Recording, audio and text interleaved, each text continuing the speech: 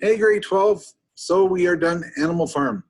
And so we're going to take up the chapter 9 and 10 summaries. Now, I didn't take up chapter 10 in class yet, so we're going to do that in class tomorrow. But those of you that will be viewing this video will get a head start. Okay. We have, don't forget you have Greatest Showman and abbreviations, your research paper, and your projects coming up.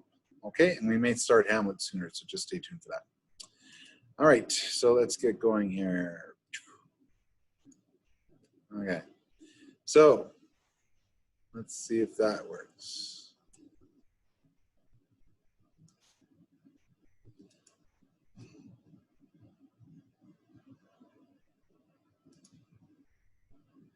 All right.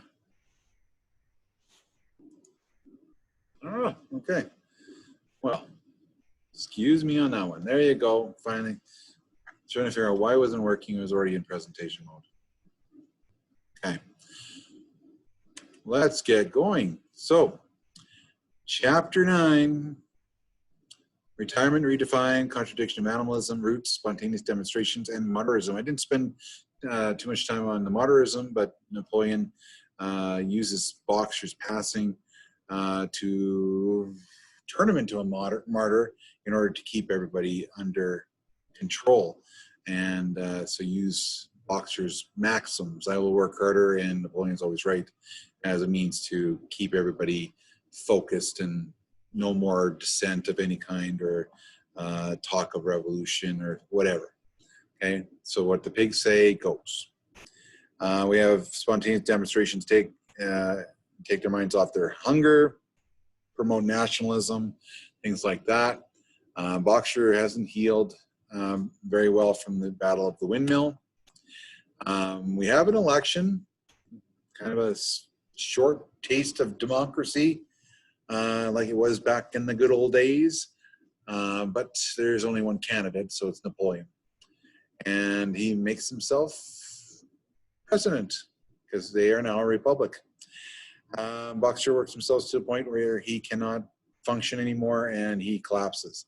And he gets sent off to the knackers. Benjamin finally speaks up and explains to everybody, do you know where they're taking them? They're taking them to the knackers. Well, why didn't you speak up earlier when you knew what was going on, but you just didn't speak up? And a lot of these things, you know, could have been prevented if Benjamin would have been that teacher instead of being remaining passive, because he says nothing changes. Well, yes, things can change if you are willing to make changes in how things are being done, and you can do it in a healthy manner. You don't have to revolt or anything like that. But it was a little too late for Benjamin to help everybody out. So, chapter 10, we have legend versus myth versus reality, a two-class system, hope over freedom and transformation. The animals are still proud of the fact that they own the farm. So that's a freedom part, but they still have hope that things will be better. The legend versus the myth, so old majors, the legend, the myth of Snowball gets replaced by what they're experiencing right now, and that's the pigs have total control.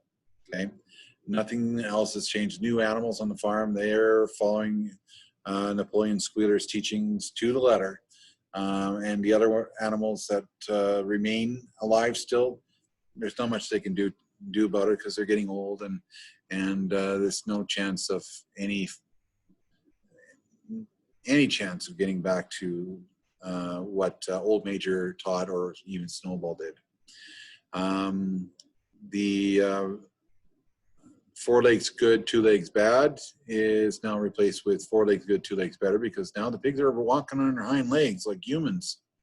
They've evolved into the masters that they had despised. So total 180 there. All animals are equal, but some animals are more equal than others. That replaces all 7 commandments and the amendments as well. Okay, so 1 superior race, 1 maxim. And so we see how you know, change can be brought in swiftly through revolution, because revolution is immediate change. Evolution would be change over time, but revolution is change immediate. And that immediate change, yes, it brings change, but then whoever's leading can skew it, can take what they've been fighting for and turn it into something else that is no longer the focus or how the revolution came about in the first place. And pretty soon, if you keep repeating things in a certain manner, like the sheep are doing, people will soon forget. They'll even stop questioning because they know they're not going to be heard, or there's no chance of any change going to happen because the other side, the stronger voices are too predominant, and the other voices, they won't get the time of day to express their concerns and things like that. So and the question comes down to, you know, do you fight for it? Do you revolt? Or, you know, lots of questions unanswered at the end of this novel here. The pigs have replaced the human masters. They even dress like them, they walk like them, they talk like them, and the other animals are just dismayed to see this happening, but there's nothing you can do about it. Okay, the time has passed. Any chance for revolt probably would have been in chapters 5, 6, and 7 during the climax of the novel, but aside from that, there's no more chances. They've given Napoleon and Squealer way too much power, and now they have to live with those choices or those decisions. Okay. I'm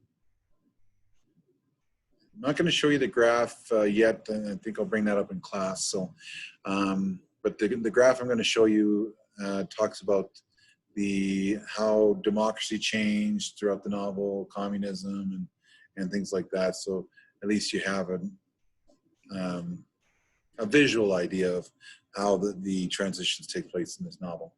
So that's a very short recap, but what we discussed in class in a little more detail obviously covers everything. So if you have any questions about the novel, please let me know. And if you want to discuss projects, things like that, let me know about that too. Okay, so take care, be safe.